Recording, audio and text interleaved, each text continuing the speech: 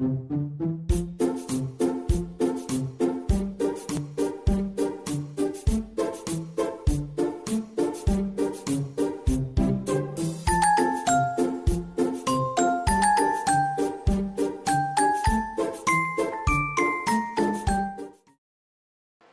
guys! Have you ever wondered how a language knows exactly how each sound should behave? What tells a sound when to change or when to stay the same? Chomsky and Halley explained that every word in our mind carries certain features that decide how it sounds will appear in any context. These are called phonological features. They are not random because without them, the grammar would need countless extra rules. So, phonological features act like basic settings that keep each sound consistent across the language.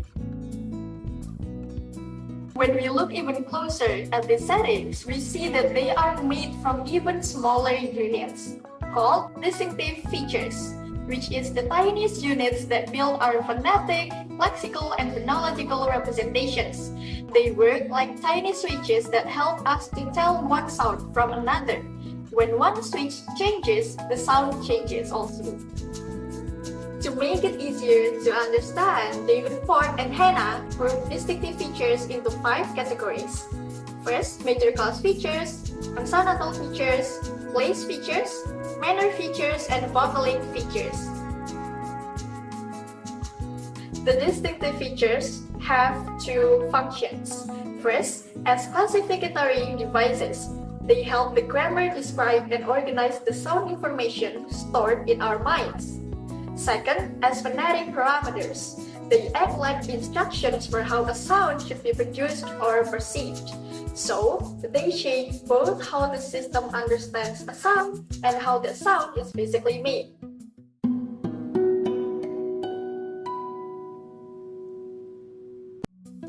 Major class have 2 primary features. There are consonantal and sonoral. First, the feature consonantal distinguishes sounds based on the degree of constriction in the vocal tract. Sounds such as stops, fricative, nasals, and liquids are typically consonantal because they involve noticeable obstruction in the vocal tract. Sounds, for example, sounds in man is first consonantal. Vowels, on the other hand, are minus consonantal because they are produced with an open vocal tract.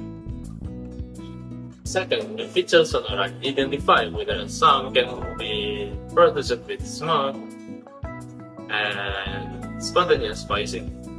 Vowels, nasals, and liquids are relatively plus and positive sonoral.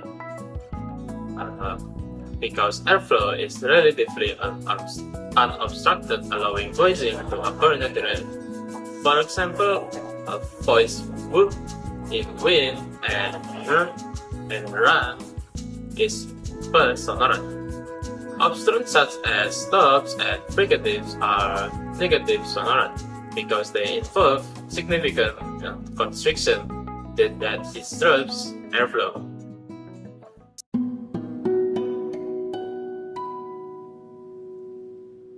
Now, let's head to the consonantal feature. So, consonantal feature, the feature is used to distinguish consonant from vowels.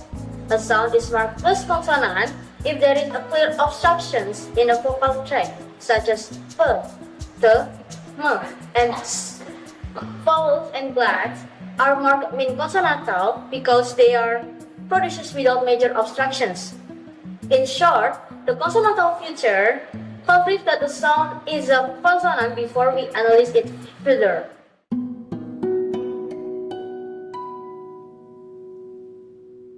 Now, move to the place feature. This feature explains where a consonant is produced in the mouth. There are 3 main places of articulation. First is labial. It involves the lips. Example is p. Now, the second is a coronal. It involves the tip of blade of the tongue. Example is th. And the third is the dorsal. It involves the back of the tongue. Example. Now, move to the subordinate feature. This feature gives extra detail, especially for coronal sounds. If it's plus anterior, it's produced in front of the alveolar ridge. Example, th. And if it's mid anterior, it's produced behind the alveolar ridge. Example,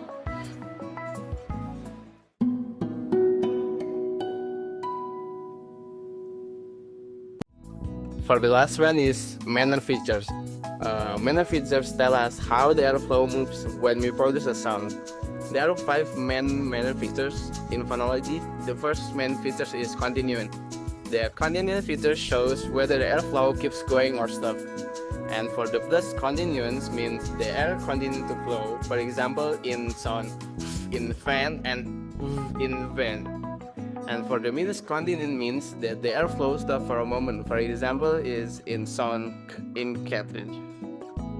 For the second manner feature is nasal.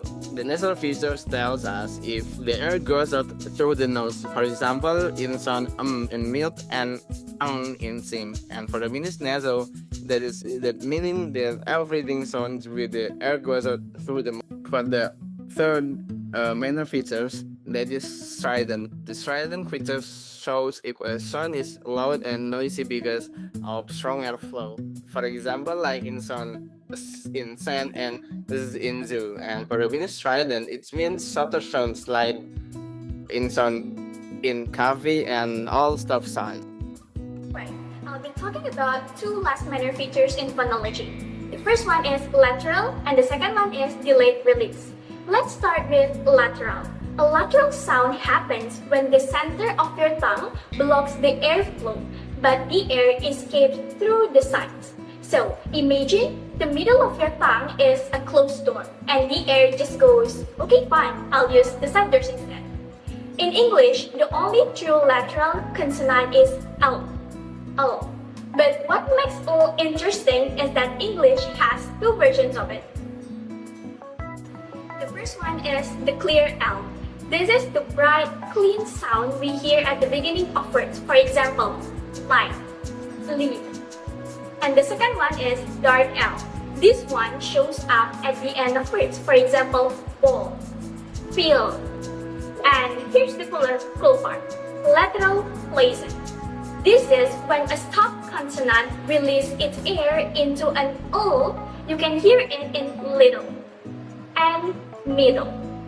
Say them slowly, the t and d doesn't pop straight out. It kinda slides away into but it's still lateral. So in phonology, we label this as plus lateral. Now, let's talk about delay release. Imagine you opening a soda bottle and you twist the cap, but instead of letting it explode immediately, you hold it for a moment and then it goes. That little delay before the release is basically delayed release. In speech, this happens in affricates. So the sound starts like a stop. Airflow held back, but instead of releasing instantly, it releases slowly and turns into frication. English has 2 main affricates. The first one is ch, like in chair and church, and the second one is ch, like in judge and jump. Try comparing.